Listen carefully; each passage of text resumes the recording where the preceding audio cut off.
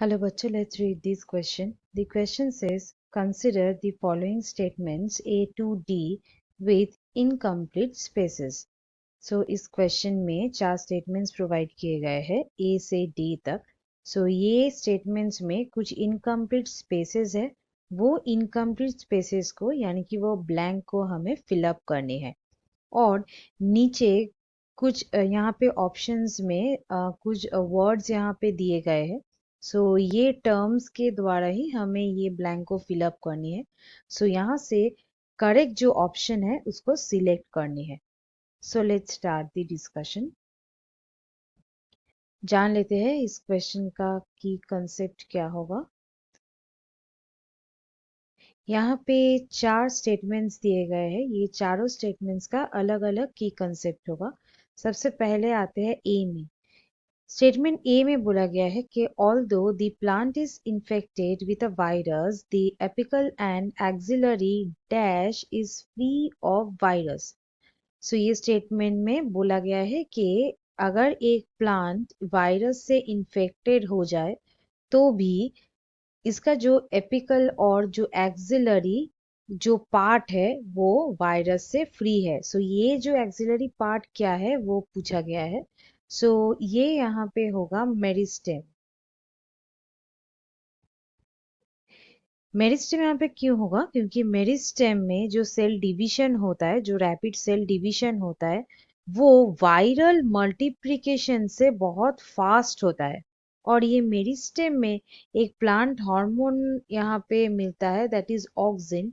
ये auxin basically ये nature में है एंटीवायरल. सो दैट्स वाई यहाँ पे ये जो वायरल जो इन्फेक्शन है वो ये जो एपिकल मेरिस्टेमेटिक जो पार्ट है यहाँ पे इन्फेक्शन नहीं होता है. सो ए में हुआ मेरिस्टेम. नेक्स्ट आते हैं नंबर बी में. बी में बोला गया है कि around 3 billion people in the world suffer from dash dash and dash deficiencies और हिडन हंगर. सो यहाँ पे बोला गया है कि ये वर्ल्ड में अराउंड 3 बिलियन पीपल है जो हिडन हंगर यानी कि भूख में या फिर यहाँ पे कुछ ब्लैंक दिए गए हैं उसका डेफिशिएंसी में ये सफर करते हैं.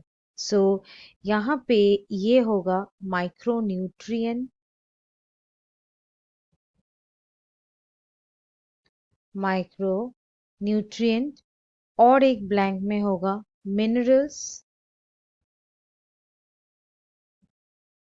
और एक में होगा विटामिन्स.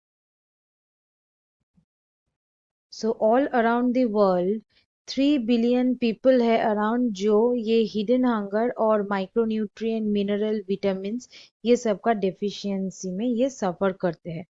सो यहाँ पे ये तीनों ब्लैंक फिलअप हो गया. नेक्स्ट आते हैं नंबर सी में. नंबर सी में बोला गया है कि alternate sources of proteins for animals and human nutrition is dash like dash. सो यहाँ पे बोला गया है कि एनिमल और ह्यूमन न्यूट्रिशन में प्रोटीन का एक ऑल्टरनेट सोर्स क्या है. सो प्रोटीन का जो ऑल्टरनेट सोर्स है वो है single cell protein, that is SCP. SCP है सिंगल सेल प्रोटीन. ये क्या होते हैं? ये जो प्रोटीन्स है ये डिराइव होते हैं माइक्रो ऑर्गेनिजम्स के सेल से. ऐसे ही एक माइक्रो ऑर्गेनिज्म है स्पिरुलिना.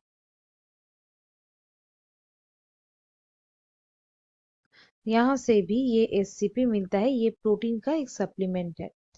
नेक्स्ट आते हैं नंबर डी में. नंबर डी में यहाँ पे बोला गया है कि whole plants could be generated from any part of the plant called dash and this capacity is called dash. मतलब एक होल प्लांट है, होल प्लांट बॉडी का कोई भी पार्ट से और एक प्लांट ग्रो कर रहा है. सो वो जो प्लांट है उसको कहा जाता है एक्स प्लांट. और ये जो कैपेसिटी है और ये जो कैपेबिलिटी है उसको कहा जाता है टोटीपोटेंसी. मतलब एक प्लांट से और एक प्लांट जनरेट हो रहा है। सो यहाँ पे हमें सारे ब्लैंक जो वर्ड्स होगा वो यहाँ पे फिलअप हो गए। सो अब देखते हैं कि पहला जो है ये जो मेरिस्टेम है नंबर ए में, ये हुआ 1, ये माइक्रोन्यूट्रिएंट ये हुआ 2, देन मिनरल्स ये हुआ 3, फिर ये होगा यहाँ पे विटामिन हुआ 4, देन एससीपी ये हुआ 5, और स्पिरुलिना ये हुआ 6, और एक्स प्लांट ये हुआ 7, और टोटीपोटेंसी ये हुआ 8। अब ऑप्शंस में आते हैं। यहाँ पे नंबर 1 में दिया गया है मेरी, नंबर 3 में है मेरिस्टेम, 4 में है विटामिन और 6 में है टोटीपोटेंसी। सो यहाँ पे मेरिस्टेम और टोटीपोटेंसी गलत है, इसलिए ये ऑप्शन रिजेक्टेड। नेक्स्ट आते हैं नंबर 2 में। नंबर 2 में दिया गया है मेरिस्टेम, 5 में सीपी, 6 में एक्सप्लांट। सो एक्सप्लांट और मेरिस्टेम यहाँ पे गलत है। नेक्स्ट आते हैं नंबर 3 में। पहला दिया गया है बार्ड, देन माइक्रोन्यूट्रिएंट दिया गया है 2, और एक्सप्लांट दिया गया है 8। सो बर्ड और एक्सप्लांट गलत है। नेक्स्ट आते हैं नंबर 4 में। 5 में एससीपी, 7 में एक्सप्लांट, 8 में टोटीपोटेंसी। सो ये हो गया यहाँ पे correct option. So students, hope you understood it well. Best of luck.